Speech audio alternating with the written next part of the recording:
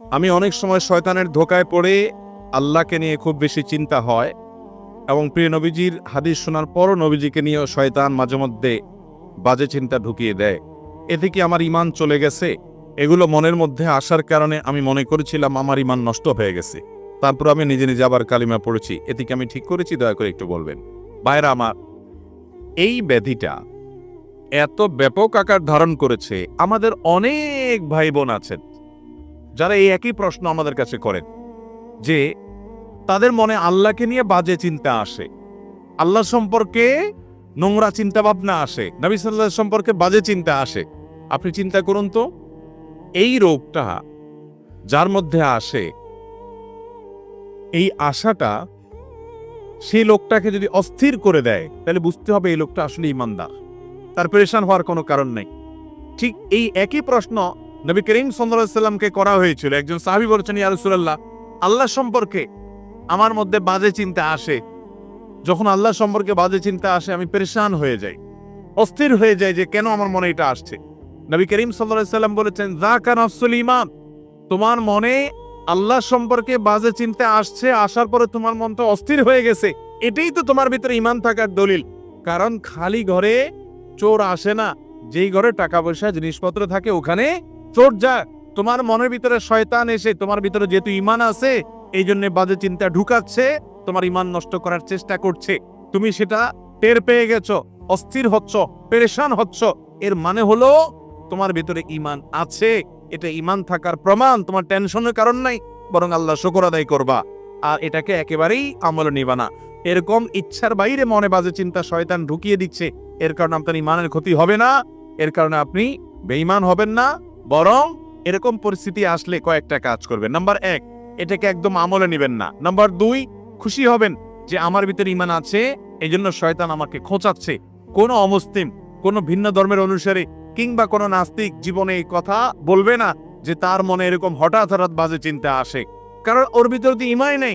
শয়তান তার কাছ থেকে ঈমান ছিনিয়ে নেওয়ার চেষ্টাই করবে না।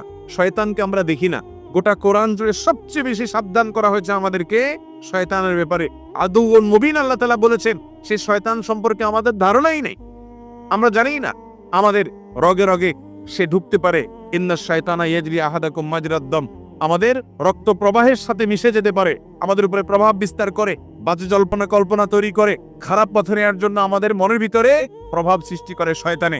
এই শয়তান সে কিন্তু কোনো ওই যে শয়তানের অনুসারী, শয়তানের গোলামের মধ্যে পাবেন না, তার মধ্যে শয়তান থাকে না। ঈমানদারের মনে বাজে চিন্তা আসে, এই কথা চিন্তা করে আল্লাহ শুকর আদায় করবেন। তাহলে প্রথম কাজ হলো এটাকে পাত্তা দিবেন না, এর কারণে আপনার ঈমান ক্ষতি হবে না।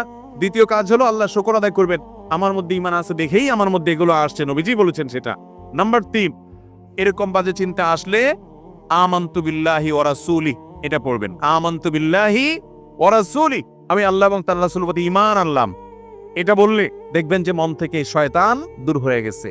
আর 4 নম্বর কাজ হলো বাম দিকে প্রতীকী থুতু নিক্ষেপ করবেন, বাম দিকে।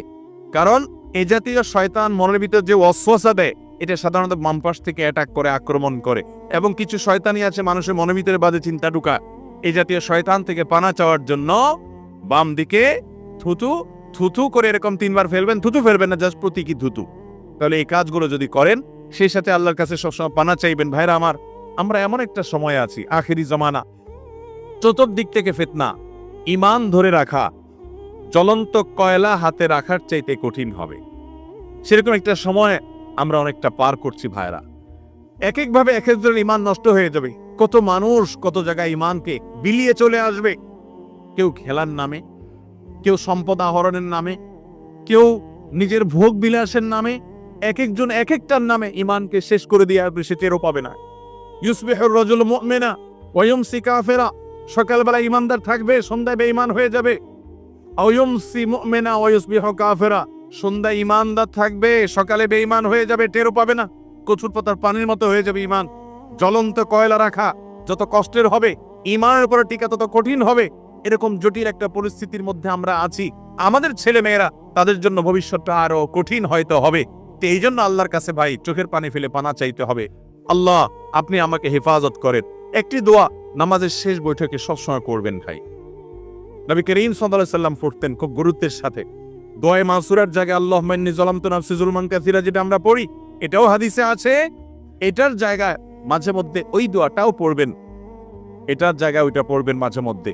নবী সাল্লাল্লাহু আলাইহি ওয়াসাল্লাম পড়তেন, আল্লাহুম্মা ইন্নী আউযু বিকা মিন আযাবিল কবর, আল্লাহুম্মা ইন্নী আউযু বিকা মিন আযাবি জাহান্নাম ওয়া মিন আযাবিল কবর ওয়া আউযু বিকা মিন ফিতনাতিল মাহইয়া ওয়াল মামাত ওয়া আউযু বিকা মিন শাররি ফিতনাতিল মাসীহিদ দাজ্জাল। চারটা জিনিস থেকে নবী সাল্লাল্লাহু আলাইহি ওয়াসাল্লাম পানা চাইতেন। জাহান্নাম থেকে পানা চাইতেন, কবরের আযাব থেকে পানা চাইতেন, জীবন এবং মরণের ফিতনা থেকে। দুনিয়াতে যত রকমের ফিতনা আছে, এই যে মনের ভিতরে বাজে চিন্তা ঢুকাচ্ছে শয়তান, একটা ফিতনা, এই ফিতনা থেকে পানা চাইতেন। অনেকে অনেক কিছুর নামে ঈমান হারা হয়ে যাবে, সেটারও পাবে না, ঈমানের চেতনা হারা হয়ে যাবে অনেকে, এবং দাজ্জালের ফিতনা থেকে পানা চাইবো। অতএব সর্বশেষ আমল হলো আল্লাহর কাছে পানা চাইবো বেশি বেশি করে। আবারও বলছি, আল্লাহ এখানে এই বাজে চিন্তা আসছে, প্রথমত এটাকে কেয়ার করবেন না, কারণ এটা শয়তান দিচ্ছে, এর কারণে আপনার ঈমান নষ্ট হবে না। দ্বিতীয়ত, এটা ভেবে খুশি হবেন যে এটা আপনার ভেতরকার ঈমান থাকার প্রমাণ, যে আপনার ভেতরকার ঈমান হরণের জন্য শয়তান চেষ্টা করছে, আপনি টের পেয়ে গেছেন। নবী সাল্লাল্লাহু আলাইহি সাল্লাম এর হাদিস অনুযায়ী যাকা নফসুল ঈমান, এটাই ঈমানের আলামত। অতএব আপনি এটা ভেবে খুশি হবেন, দেখবেন শয়তান দৌড়ের উপরে থাকবে। নাম্বার 3, এরকম জল্পনা কল্পনা আসলে আমানতু বিল্লাহি ওয়া রাসূলি পড়ে ঈমানকে নবায়ন করে ফেলবেন সাথে সাথে। নাম্বার 4, বাম দিকে থুতু প্রতীকী দিকে নিক্ষেপ করবেন।